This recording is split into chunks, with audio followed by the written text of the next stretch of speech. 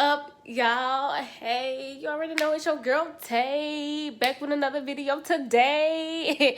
Okay, so welcome to another edition of Tea Talk with Tay. Hey, if you are new to this side of the tube, if you're new to this channel, welcome. I'm gonna need for you to go ahead, click that subscribe button for me. Thank you, because it helps your girl out with the algorithm. You know, YouTube, they be a little biased towards us black girls, okay? Especially the ones who be coming over here with the very much so unapologetic and truth-telling commentary. They don't like it. So, yeah, go ahead, click that button for me. And, you know, like this video and share it as well. Share others how dope I am, all right? All right, so with that being said, we're going to go ahead and get into the video. So, the first thing I wanted to bring up on this edition of Tea Talks with Tay is the tea with this school in Georgia, child. So, North Paulding High School, which is located a little bit outside of Atlanta. This high school, y'all, for one, they are still having school right now. All right, and there is a photo that has went viral of this school hallway. And I swear it was about 1,000 people in that hallway. When I say that, I literally, my mouth like this. Because I'm like, during a pandemic? And they didn't have no mask on, y'all. And the only reason why this is even being shown, because one of the students who took a picture of the hallway, which they made a rule, saying that they can't take any pictures of the hallways or the schools, so they got suspended. So the mama had to call up the school and get her child unsuspended, and this is how the photo got leaked. So they already knew they was wrong, because they told these kids they can't take pictures. But I mean, just how unsanitary and unsafe that is. And I'm just like, I wonder if these parents even know that they didn't got these kids all up in the school. No one is wearing a mask nor social distancing. And y'all already know what color they was. So, I mean, and it's just the fact that, like, schools are starting to reopen soon because a very much so unqualified person who is over that department in the White House is opening the schools back up during the middle of a pandemic. How is that not even illegal? How is it not even illegal? So, stay safe. Anyway, on to the next topic. So, you know what? Gotta go ahead and talk about my girl, Keke Palmer, the homegirl's girl. The girl's girl. Man, Keke Palmer is really that girl, because she has been in the game for a long time. She is a veteran to this already. I mean, you already know Keke Palmer, sis, good sis from Akilah and the Bee. The good sis who was throwing the football. I don't remember which movie that was, but she was also playing football. The good sis who was playing the lesbian, masculine presenting woman in that one movie that she did. So, like, she has a range of acting abilities. Sis dances and sings. Good sis from Jump In, okay? Like, Keke Palmer. And and she had a talk show, Just Keke. And I was so mad when they canceled my girl after like 1 season or 2 seasons, because she's one of the main reasons I want my own little talk show. You know, Oprah and Keke, because she did it so young, and the topics that she talked about was really geared for people our age, you know, 20 plus, older, even maybe 18, young adult topics. So that sucked. But you know what? One thing about sis is she got hustle in her. So now I just want to stand, because now she is going to be a new addition to the Proud family. Okay? She is going to be Maya. She's going to play the voice of Maya, who's going to be a 14-year-old activist. So that is I'm so excited. For one, because it's Keke, and I love her. I love her voice. I love how animated she is, her personality. So she's absolutely going to kill this role. And she's going to be playing an activist. And I'm like, Even though I'm not an activist, I'm an advocate, but I support many activists. I also respect what they do. So I'm super excited for that, y'all. And not only that, let me tell you something else what Keke is doing. She's going to be hosting the VMAs, the MTVMAs. So when I say Keke, it's always in her bag. And it's a big Birkin, yes. So I'm really excited for that too. And let me tell you, the rollout for her announcement to this is she done got Miss True Jackson on the line. I was like, oh no, she did got True, not Miss True Jackson. If you remember, she also had a show on Nickelodeon called True Jackson. Now this is the thing. Keke Palmer was a Disney and a Nickelodeon queen, cause she had True Jackson and she played that girl on one of Nickelodeon's movies when she was the pop star. I can't remember the name right now. I'll be back with the name. But she did that. And she also, again, like I said, did jump in on Disney. So she had True Jackson. And she's all in the camera. They doing the interview. And so, I was like, I'm so excited. So she basically on the interview just letting you know, I'm gonna need you to be my stylist. I'm like, this is such a Virgo thing. Just how Jada brought herself to the Red Table Talk, Keke did not invite herself, True Jackson, to be her own stylist. But you know what? I'm just so excited for it. And I'm so happy for sis because she deserves all of it, especially the way some of y'all try to clown her for that August I seen her beef or whatever that she didn't have nothing to do with, that she made very clear. Next. So, also, I want to give praises, all praises and accolades to the goddess duo, Chloe and Halle. Their live performance of Forgive Me is unforgivable. The way that they tore my edges off of my temple like that. Disrespectful. It's unforgivable. I mean, the talent that these women have. And just when the beginning of the song played, we got Halle on the guitar just playing ever so beautifully. Then we got Chloe coming through with the vocals. And their faces were beat. I love the makeup look. And we can like see that they are singing live for one. I mean, of course, Goddess Beyonce would never, not her prodigies, lip singing, but we can see like just the emotions on their faces as they're singing that. You know, one thing about a singer is when you sing, you really gotta emit those emotions and really be feeling those emotions when you sing it. And we can really tell that they are doing that. And we can tell that, you know, this got Beyonce all over it. Just the talent. That, like, Beyonce is not about to have no regular artists over here. They are just so talented in their looks, the hair. I have not seen a more diverse set of hairstyles with people with locks than Chloe and Halle. They are such a good representation, a beautiful, positive representation for not only just non-ambiguous black girls, but girls with locks. That ponytail that Chloe had, I was like, and all they looked amazing. The fits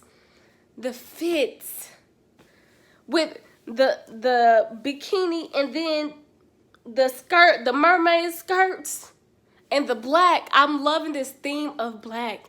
And as they're performing, the camera is pulling further and further away from them, so they're revealing more. And I love the blue greenish background. They look like mermaids, okay? And it even actually made me even more excited to see how we played the Little Mermaid, because this gave me really very much Mermaid Under the Sea vibes as the camera kept pulling back and we saw more of the scene.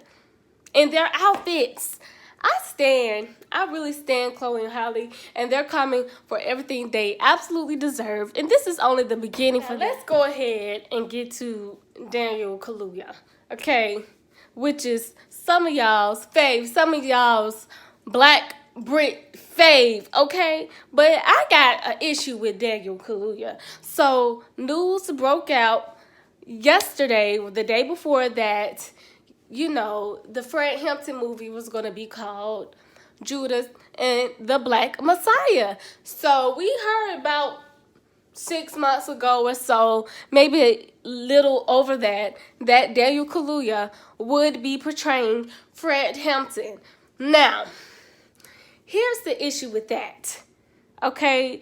Daniel Kaluuya, who is a very much so talented actor, I give him his due diligence. But here's the thing, after he made that comment during a radio interview back in the UK saying that he was tired of discussing race, how dare you take another job that's discussing race? And this is Fred Hampton we're talking about here. You mean to tell me you're tired of discussing race, but you've been in heavily racial themed movies such as Get Out, okay, such as Black Panther, which is very, very black as hell. It was black as hell. Such as Queen and Slim.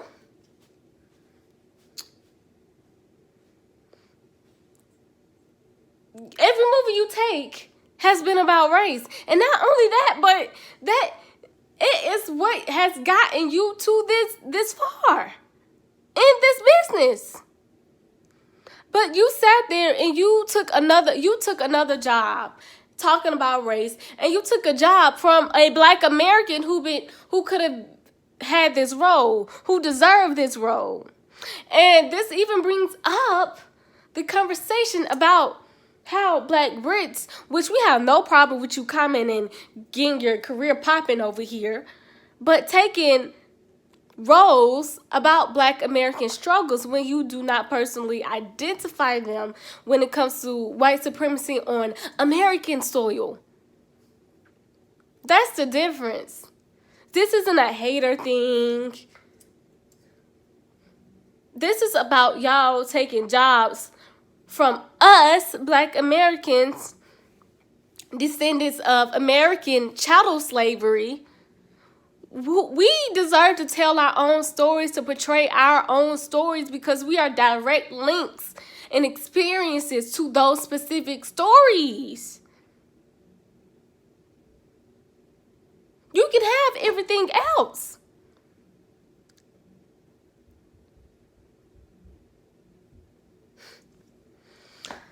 So, and it was the same thing with Harriet. I mean, when we had a Black Brit to play Harriet who made disparaging comments about Black Americans.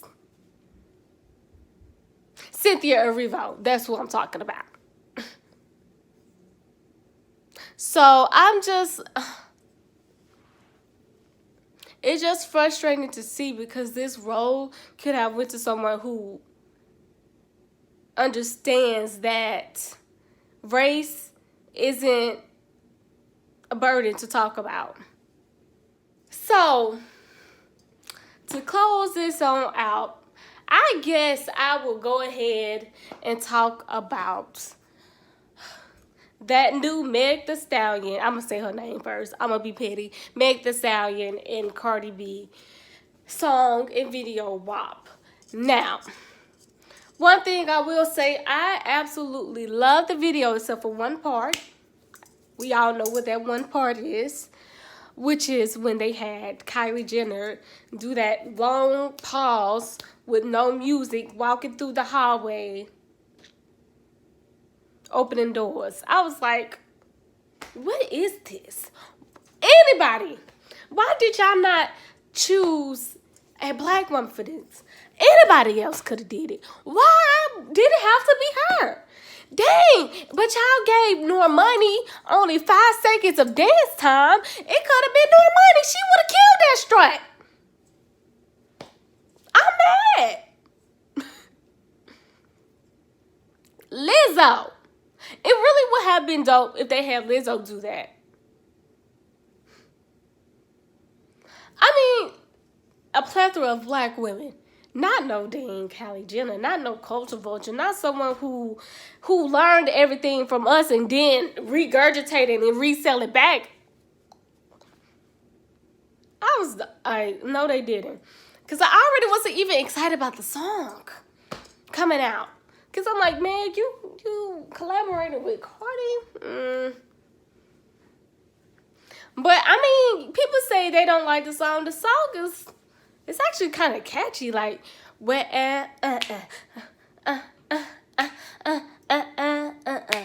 though I will say I'm probably not gonna listen to it.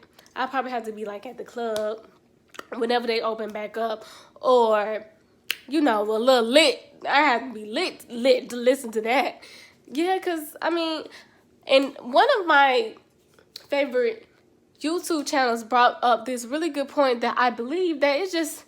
Everything is very much so hypersexualized, and with especially Meg being so impressionable and her audience being young, she does have a lot of young girls listening to her. It's like, gotta be careful with the hypersexualization. And it's like, yes, you can still embrace that, but sometimes it does get a little like, is this just too much? You know, I do feel like it was just a little too much without it being a reason to be that much, if you get what I'm saying. So I really enjoyed that they brought that up, because a lot of people, you know, they try to crucify you for diverting from the norm, from having a different opinion. But it's like, no, it's just as a woman and as pro-woman and pro-black woman I am, and it's like, sis, do you always and forever, no matter what. And it's like, if these men and what they think and believe, and patriarchy and misogyny, it's also just like, it does get a little tiring hearing the same stuff all of the time, you know, just a little tiring. We can kind of do something a little different. But nonetheless, you already know Meg ate. The looks in this video was absolutely bomb. I will say Cardi looked really, really good with the leopard print and that chain pony. I just want to say shout out to us stylists. I got to know who they are. I got to follow them, because they are very talented at what they do. And you already know Meg came through with the looks as well. I really like the factory scene, like the Willy Wonka factory scene, and come up with the choreography, because I can't take twerking and splits all day. Please come up with the choreography, because anybody can get up here and twerk. I want to see some real dancing, okay? So, yes, love them for that. Probably won't be listening to it. So those are my thoughts on that. All right. So with that being said, it has been another edition of Tea Talks with Tay with me, okay? And just thank you so much for being with me through this video. Make sure you like, subscribe, you know, all the things I told you to do in the beginning. And comment below, what do you think? How do you feel about that school in Georgia? Child, because Georgia's a hot mess. How do you feel about Miss Keke playing Maya and hosting the VMAs? Daniel Kaluuya's comments. Let me know below. Let's discuss. Stay tuned for my next one.